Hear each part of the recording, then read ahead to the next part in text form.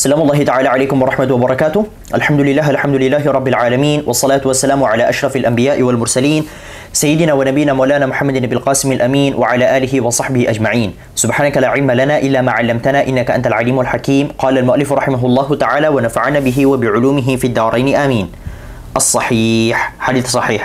Setelah kemarin kita sempat membahas mengenai pembagian ilmu hadis berdasarkan makbul atau mardud, maka kita akan coba bahas dari hadis makbul terlebih dahulu yang dimulai dari hadis sahih. As-sahih lughatan diddul marid. Hadis sahih secara lughat, sahih, apa arti sahih secara bahasa lughah? Diddul marid, kebalikan dari marid. Apa arti marid? Sakit.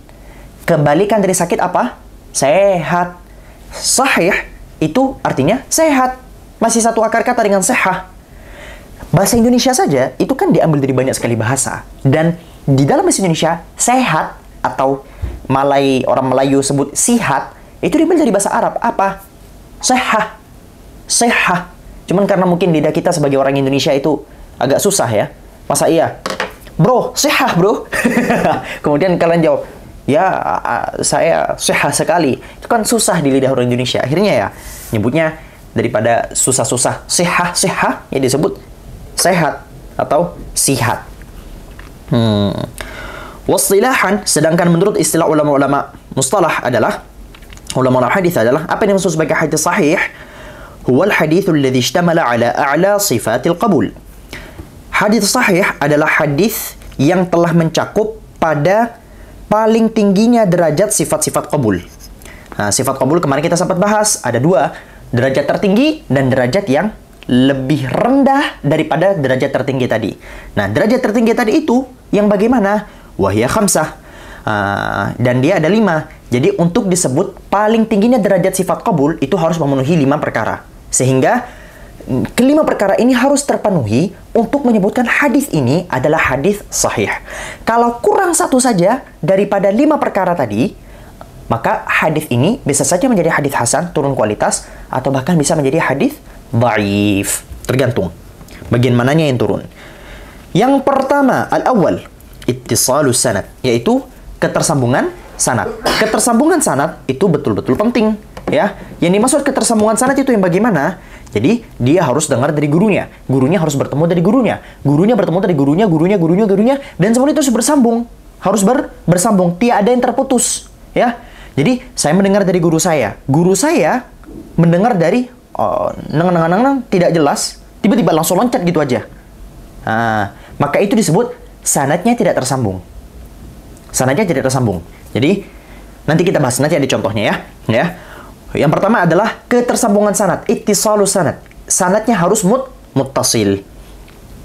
Wa ma'na hadzal ittisal, adapun makna ittisal ini adalah apa? Ayyakuna kullu rawin minar ruwati qad sami'a 'amman fawqahu haqiqatan. Yang dimaksud dengan ittisalus sanad adalah bahwa keberadaan setiap para perawi dari banyak-banyaknya perawi itu harus mendengar dari orang yang berada di atasnya secara langsung, secara hakikat. Wa man fawqahu, dan orang yang berada di atasnya tadi itu, sami'a minal ladzi fawqah. Dia harus mendengar dari orang yang berada di atasnya lagi. Wa hakadza ila akhir sanad, dan begitulah seterusnya sampai sanadnya tadi itu berakhir. Sebagaimana saya contohkan tadi. Jadi, anggap aja nih ya. Saya coba tuliskan. Jadi Jono ya,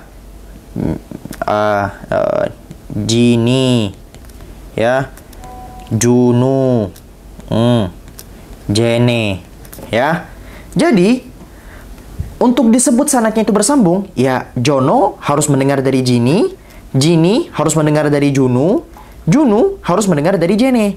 Jadi gak boleh di tengah-tengah itu tiba-tiba ada yang terputus ya, sehingga kemudian tidak disebutkan. Contohnya, keberadaan Jini ini tiba-tiba menghilang, sehingga Jono tiba-tiba mentok-mentok langsung ke Junu, Junu mentok-mentok langsung ke Jene.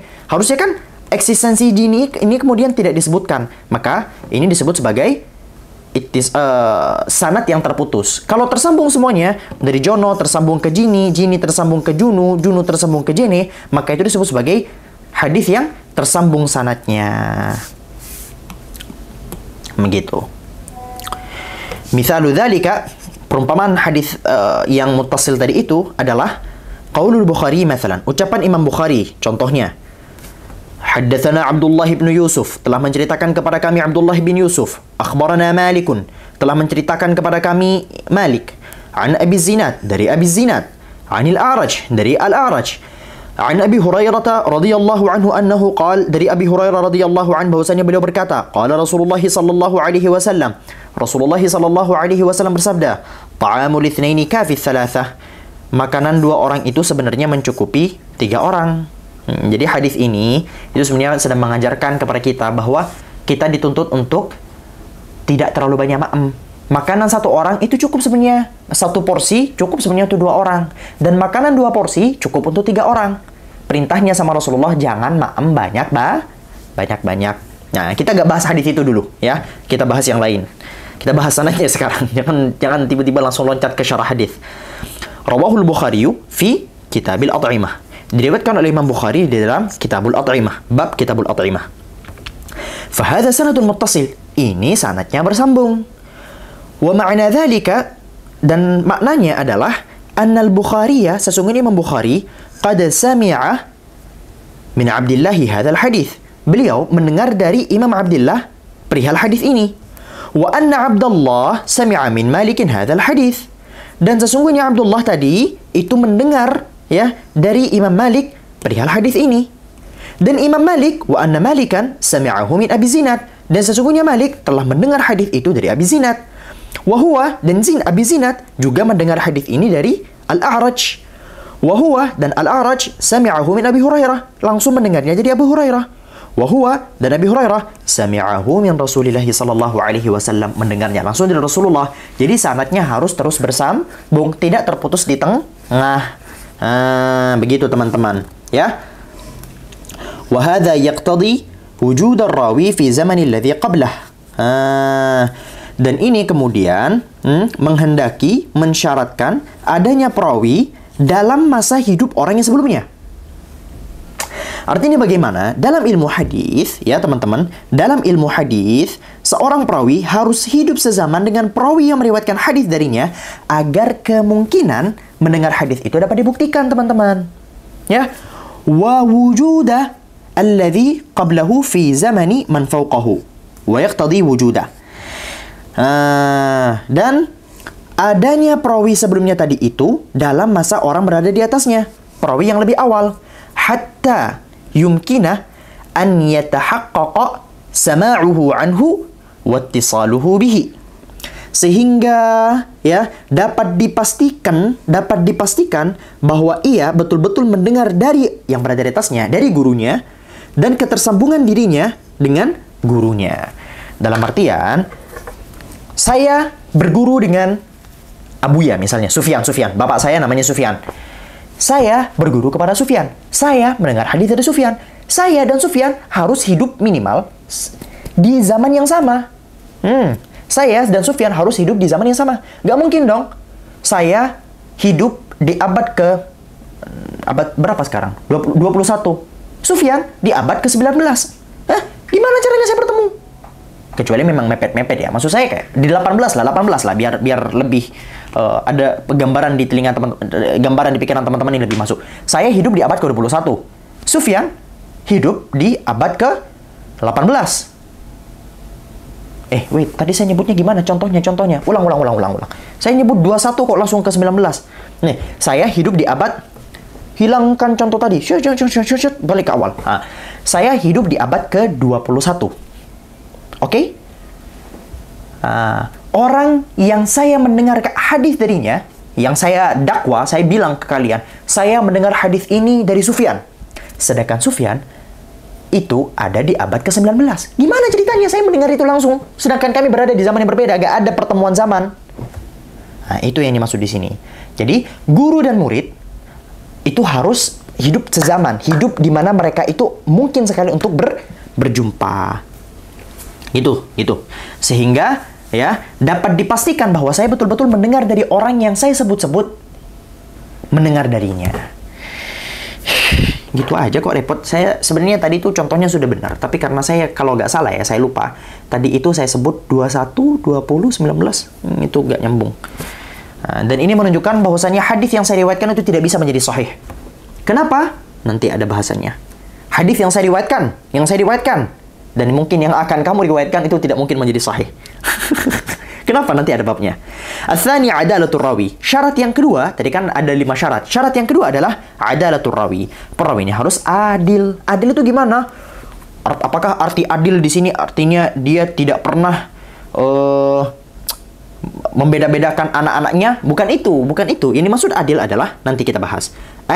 Ayyakuna kullu rawin min ruwatil hadithi fi dzalika as-sanadi adlan. Maksudnya adalah bahwa keberadaan setiap para perawi dari perawi-perawi hadis itu, ya, pada sanad-sanad tersebut semuanya harus adil. Apa yang dimaksud sebagai adil? Wal adlu. Nah, ini yang dimaksud sebagai adil. Yang disebut sebagai adil adalah huwal muslimul aqilus salimu minal fisqi wa saghairi al-awsafil khasisah.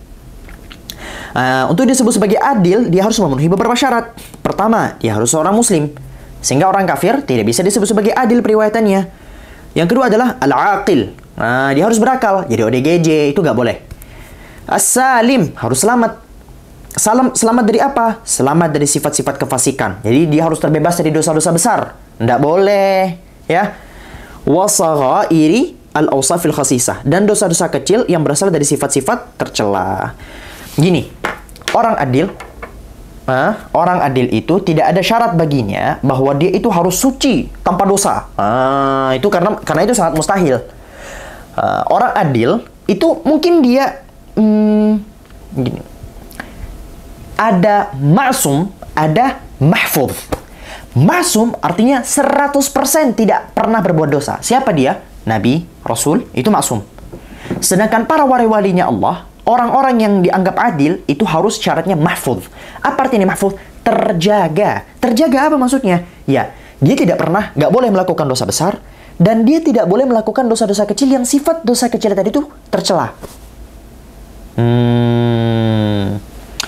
Contoh dosa-dosa kecil yang tercela seperti apa? Ya, dalam artian, contoh,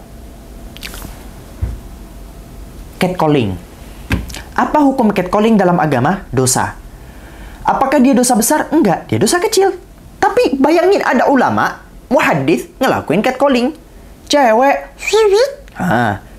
Maka dengan dia ngomong tadi cewek, itu langsung menjadikan orang tersebut tidak adil. Sehingga hadis yang diriwayatkan semua tertolak dan tidak dianggap sebagai sahih atau hasan. Itu teman-teman. Apakah ada syarat dia harus terbebas dari semua dosa? Enggak, ya. Tapi ada beberapa jenis-jenis dosa yang dia itu tak boleh melakukannya. Dan dosa terbesar bagi seorang muhaddits apa? Kedustaan. Kalau sampai dia ketahuan berdusta sekali saja, atau ada kemungkinan dia berdusta, waduh, itu sudah nggak mungkin hadis seumur hidupnya sampai dia mati, nggak mungkin hadisnya itu bisa diterima. Nggak mungkin. Jadi kalau dia mungkin menjadi ahli bid'ah lah, ya, dia itu mungkin termasuk ke dalam aliran sesat, mungkin masih bisa diterima. Nah, karena bisa saja orang itu masuk aliran sesat, tapi dia baik gitu loh, dia baik, dia masih muslim, dia terbebas dari beberapa dosa-dosa yang begini dan begitu. Tapi kalau ada orang yang tukang bohong ini sudah kayak big no. Big no dalam hadis. Fal kafir wal fasiq wal majnun wal majhulu kullu haula'i laysu udulan. Adapun orang kafir, orang fasik, orang gila dan orang majhul, ya. Maka semua itu tidak bisa dianggap sebagai adil. Bi khilafil mar'ah, berbeda sama perempuan. Fahiya maqbulatur riwayah, perempuan itu riwayatnya bisa diterima. Idza kanat, apabila dia telah memenuhi syarat apa saja? Muslimatan aqilatan salimatan minal fisqi wal awsafil khasisah.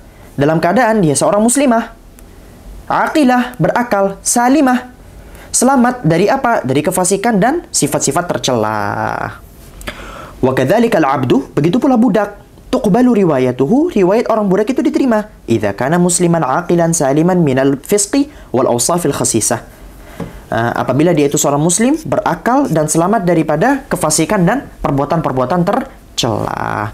Wa yumkinu an naqul, dan bisa saja kita pakai bahasa yang berbeda. Apa? Inna adalat rawi ma'naha nadhafatu sulukihi wa taharatu sayrihi. Bahwasanya perawi yang adil artinya adalah bersihnya perbuatannya dan sucinya perjalanan hidupnya, sucinya biografinya. Atau bahasa lainnya, rekam jejaknya harus baik. Itu dia. Rekam jejaknya harus baik. Jadi, andai kata tiba-tiba muncul, ya, ada seorang muhaddits, dia tiba-tiba meriwayatkan hadis, ya. Muridnya, alimnya mantap luar biasa. Tiba-tiba dia punya tweet lamanya tiba-tiba muncul. Tweet lamanya dia itu suka goda-godain cewek atau sexualizing cewek. Itu semua hadis yang diriwayatkan langsung tumbang. Kenapa? Karena dia tidak adil. Itu yang dimaksud adil dalam hadis. Wa huwa yatanawalul jalibal akhlaqiyah fi rawi. Dan adil tadi itu, ya, mengambil aspek akhlak atau aspek etika sang perawi. Jadi yang kita bahas tadi itu baru dari sisi akhlak, belum dari sisi ilmiah, belum dari sisi keilmuannya. Sisi keilmuan wajib. Makanya sangat salah sekali ketika kita disuruh milih mana adab dan ilmu. Ngapain kamu milih? Nggak boleh milih, harus diambil dua-duanya untuk menjadi seorang alim. Untuk dijadikan sebagai guru, Anda harus punya guru yang alim dan beradab. Sehingga perdebatan perihal ilmu adab mana yang didahulukan, itu sebenarnya bagi kita nih, ya, itu nggak penting-penting amat. Kenapa? Karena kita nggak boleh milih. Dua-duanya harus ada. Anda harus berilmu dan Anda. Overreaction banget saya, kayak terlalu ekspresif. Sampai-sampai lampunya menggetar. Sehingga saya dan kamu, kita harus sama-sama memenuhi sifat adil dan sifat beradab. Wa yabqa ishtiratul janibil ilmi, dan yang tersisa adalah pensyaratan aspek keilmiahannya. لأنه لا يلزم من كون الراوي عدلا صالحا تقيا في نفسه أن يكون حافظا متقنا في روايته. Karena belum tentu seorang perawi yang adil, yang soleh, yang bertakwa, ya, pada dirinya sendiri itu kemudian menjadikannya seorang hafidz, seorang penghafal yang baik, mutqinan, yang profesional, ya, belum tentu pada periwayatannya. Bisa jadi orang ini baik, betul, soleh, mantap, luar biasa. Tapi ya hafalannya kurang baik, ya. Dia dari sisi keilmuan gak pintar-pintar amat, gak cerdas-cerdas amat. Ini kurang kalau dari sisi kesahihan hadis. Wal aksu bil aksi, begitu pula kebalikannya. Belum tentu ay la yalzamu min kaunihi hafizan mutqinan fi riwayah ay yakuna adlan salihan taqiyan. Bahwa belum tentu orang yang hafiz, yang mutqin, yang hafalannya mantap, yang akurat sekali hafalannya, ya, fi riwayah pada periwayatannya, bahwa orang tersebut itu juga merupakan seorang adil, seorang saleh, dan seorang yang bertakwa. Lidzalika syarata al-ulama'u fi rawi ay yatahaqqaqa bi wasfin akhar. Sebab itulah para ulama mensyaratkan pada perawi, ya, agar dia itu memiliki sifat yang satu lagi. Apa sifat yang satu lagi? Wa huwa kaunuhu hafizan mutqinan muhaqqiqan fi riwayati. Bahwa dia haruslah seorang yang hafiz, hafalannya kuat. Mutqinan, hafalannya gak cuma kuat, tapi harus pro. Muhaqqiqan, gak harus kuat dan pro, tapi harus akurat hafalannya pada periwayatan yang diriwayatkan. Wa huwa alladhi yu'abbiruna anhu bitamamid dhabti. Dan yang dimaksud pada posisi terakhir dia harus hafal begini dan seterusnya, itu adalah sebagaimana yang diibaratkan oleh atau disebutkan oleh para ulama dengan tamamud dhabti. Saya nggak usah terjemahkan ini. Tamam artinya sempurna, terjemahin aja. Dhabt artinya ketepat. Gimana ya cara sempurnanya hafalan seseorang. Begitu saja. Sempurnanya Kenapa mati lampu? Sempurnanya hafalan seseorang. Hotel bisa jelek juga ya. Wa huwa syartu tsalitsu min syurutis sahih. Dan ini adalah merupakan syarat ketiga dari syarat kesahihan. Yang pertama, kita tadi sempat bahas ada 5 syarat. Yang pertama, dia harus sanadnya harus tersambung.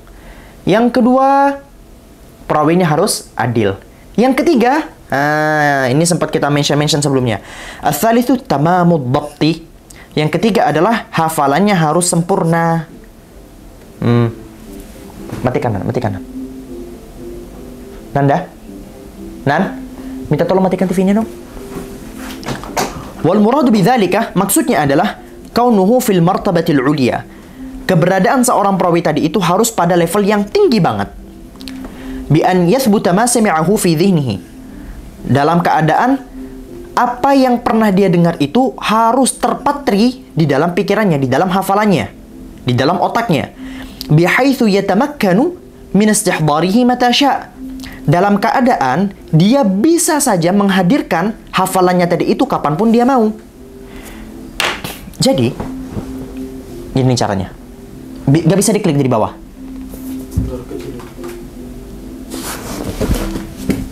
Ini nih.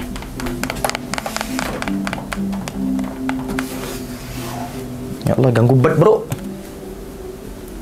Sudah. Lah. Sebelah. Oh, sebelah itu. Allah, ganggu banget. Aku pengen tenang mengajar. Dalam artian, seorang untuk bisa diterima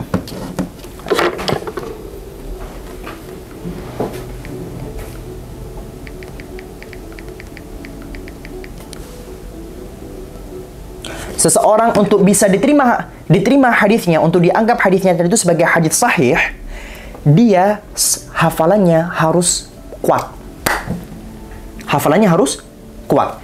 Jadi, sekali dia dengar satu kalimat, dia harus langsung hafal. Nggak boleh dia dengar, bentar, ulang lagi. Bentar, ulang lagi. Nggak boleh. Nggak bisa. Dia harus langsung dengar, seret, dan langsung hafal. Syarat selanjutnya adalah, apakah harus langsung hafal? Enggak. Harus melekat. Ada orang cepat hafal, cepat lupa. Nah, ini kayak bisa. Ini, dia harus cepat hafal dan tidak cepat lupa. Ini contohnya. Bihaitsu yatamakkanu min istihdarihi ma tasya. Dalam keadaan dia mampu untuk membawakan hadis yang dihafal tadi itu kapanpun dia mau. Contohnya siapa? Imam Bukhari. Imam Bukhari dan semua pemilik-pemilik hadis itu, wah, mereka tuh keren-keren. Hafalannya nggak masuk akal. Kita itu kalau baca cerita-cerita para ulama-ulama terdahulu dalam menghafalkan hadis-hadis Nabi, itu gak masuk akal. Mereka tuh sekali dengar, sekali baca. Kayak Imam Syafi'i. Imam Syafi'i pernah dengar ceritanya? Imam Malik rahmatullah ta'ala alaih. Saat mengajar santri-santrinya. Ada di antara mereka tuh Imam Syafi'i. Imam Syafi'i ini nggak punya duit. Jadi nggak bisa beli kertas. Akhirnya bagaimana cara Imam Syafi'i menghafal? Pakai ludah. Sambil ngayal gitu. Kemudian Imam Malik ngelihat Imam Syafi'i begitu, ditanya, kamu ngapain dari tadi? Ya, nulis hafalan. Hafal kamu? Iya, hafal. Coba ulang. Disebut hadis yang diriwayatkan sama Imam Malik, yang disebutkan oleh Imam Malik dari awal sampai akhir, disebut semua sama Imam Syafi'i. Cerita yang berbeda, Imam Al-Bukhari. Imam Al-Bukhari ini namanya kan terkenal, ya. Tapi dulu orang-orang itu hanya mengenal nama, tak mengenal foto. Sehingga ketika datang sebuah kabar bahwa Imam Bukhari itu akan datang ke satu daerah, langsung viral. Viral, dan semua orang datang ke sana. Imam Bukhari langsung dihadapkan oleh 10 orang. Di mana setiap orang membawakan 10 hadis. Di mana setiap orang kemudian mengacak-ngacak sanadnya. Sanadnya tadi itu diacak-acak sama mereka. Imam Bukhari, saya mendengar ada hadis yang berbunyi begini, diriwayatkan begini, dan begitu. Imam Bukhari bilang, aku nggak tahu. Tak tahu. Orang kedua membawakan 10 hadis, nggak tahu. Orang ketiga membawakan 10 hadis, nggak tahu. Semuanya dijawab nggak tahu. Akhirnya apa terjadi selanjutnya?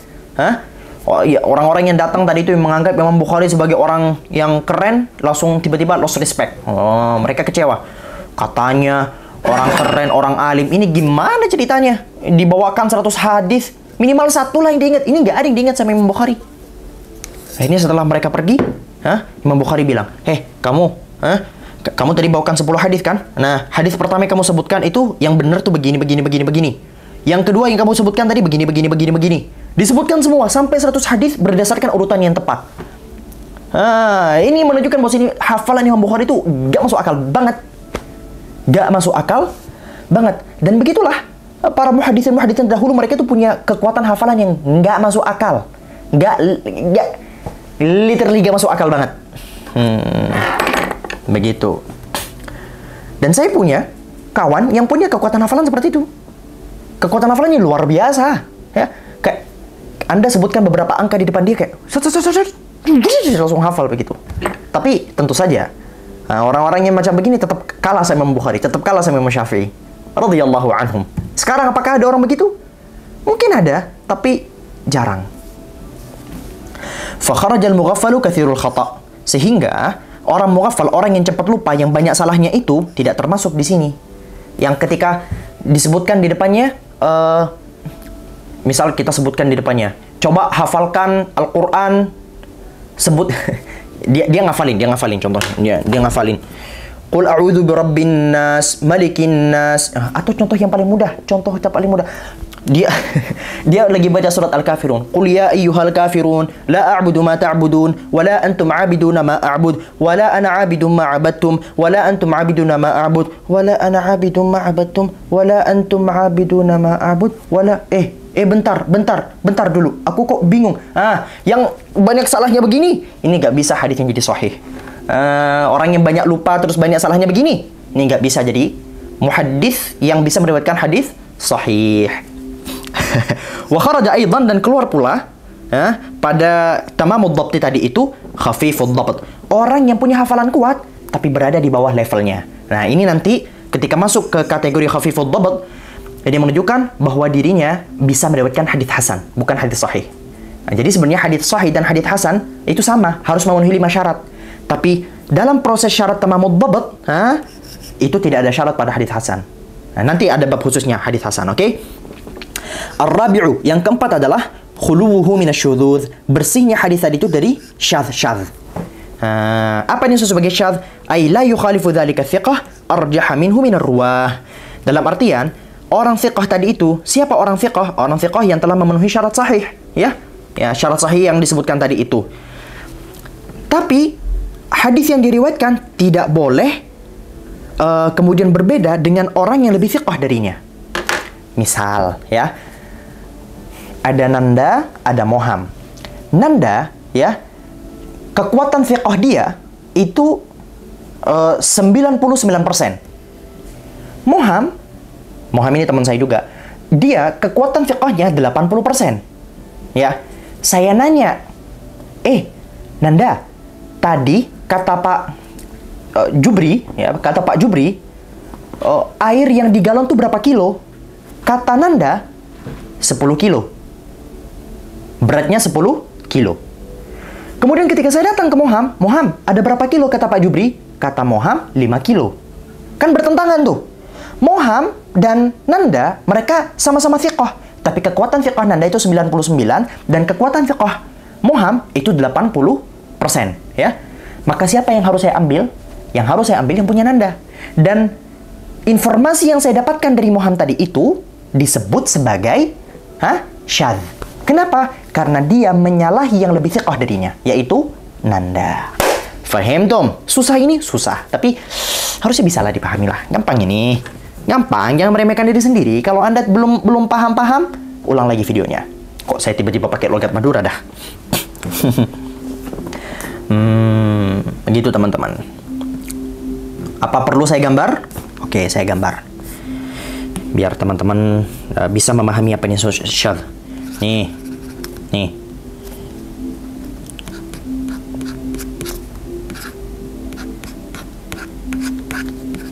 Nah, ini namanya Nanda. Nanda. Ini namanya Moham. Ya, mereka berdua sama-sama thiqah. Tapi kekuatan thiqahnya Nanda itu 99%. Kekuatan thiqahnya Moham itu 80%. Nah, saya tiba-tiba datengin, saya bertanya ke Nanda, ya, berapa jumlah air yang disebutkan oleh Pak Jubri tadi? Kata Nanda, 10 kilo. Kemudian saya datang ke Moham, berapa jumlah air yang disebutkan sama Pak Jubri tadi? Kata Moham, 5 kilo. Siapa yang harus saya ambil? Ya Nanda. Nah, sedangkan informasi yang saya dapatkan dari Moham ini, walaupun Moham ini adalah seorang thiqah, dia orangnya baik, adil, ya, hafalannya kuat. Tapi karena dia thiqahnya berada di bawah Nanda, maka informasi yang saya dapatkan dari Moham ini disebut sebagai informasi yang syadz. Kalau teman-teman datang ke Arab, syadz sekarang ini itu artinya apa? Homo. Ya. LGBT itu di Arab disebut sebagai syadz. Syadz. Jadi ragil itu di Arab disebut sebagai syadz. Al-khamisu, syarat yang kelima adalah khuluhu minal illah. Bersihnya hadis tadi itu dari illah. Apa yang disebut sebagai illah? Ay la yakunu fil hadithi illah. Artinya adalah hadis tersebut tidak boleh ada illatnya. Wal illah, apa yang disebut sebagai illah? Wasfun khafiyun yaqdahu fil qabul wa zahiruhu salamatu minhu. Sebuah sifat yang sangat tersembunyi, tapi sifat tersembunyi tadi itu kemudian membuat hadisnya ya kemudian mencacatkan, mencemari sifat qabulnya hadis tadi. Wa zahiruhu salamah. Walaupun secara zahir hadis tersebut merupakan hadis yang selamat. Hadisnya kalau dilihat dari sisi sanad bagus. Para perawi-perawinya itu mantep luar biasa. Ya. Tapi dari sisi matan contohnya ya. Dari sisi matan sepertinya ada problem ini. Dari sisi bahasa gak mungkin Rasulullah ngomong begini. Dari mana kita tahu? Ini orang-orang kerucu macam kita ini gak bisa. Orang-orang kerucu macam kita seperti saya dan kamu, ini gak bisa. Gak bisa. Orang-orang kerucu macam-macam kita ini gak bisa. Yang bisa menilai bahwa hadis ini illatnya bagaimana, di mana letak ilahnya, itu para ulama yang memang fokusnya di bidang itu. Bahkan tak semua ulama hadis bisa. Saya gak bilang sekedar ulama. Saya bilang ulama hadis pun belum tentu bisa ngurus perilatan ini. Yang bisa ngurus perilatan itu haruslah seorang ulama yang mutqin, yang memang fokus-fokus, yang mampu menguasai berbagai macam bidang agama. Dari sisi lughah harus bisa, dari sisi balaghah harus bisa, dari sisi pokoknya dia harus paham betul lah bagaimana Rasulullah itu bersabda. Nah, maka di sini kita dapat kesimpulan. Saya coba gambarkan ya, bahwa hadis sahih ya, as-sahih, hadis sahih ya, itu harus memenuhi 5 syarat. Apa saja? Pertama, ittisal ya, as-sanad. Ittisal as-sanad. Yang kedua adalah adalatur rawi. Perawinya harus adil. Kemudian yang ketiga adalah apa tadi? Adalatur rawi, ittisalus sanad. Kok gue lupa ya? Tuh kan, hafalan saya itu gak akan pernah bisa meriwayatkan hadis itu kemudian hadisnya jadi sahih. Yang cepat lupa begini. Ittisalus sanad. Kemudian yang kedua adil. Kemudian yang ketiga tamamud dhabti. Saya gak bisa tamamud dhabti ini. Bahkan kayaknya hadis yang saya riwayatkan ini jadi maudhu kayaknya, astagfirullahaladzim. Atau kalau gak maudhu ya dhaif lah. Jadi dhaif. Kemudian khulubuhu ya minasyududzi wa khulubuhu minal illah.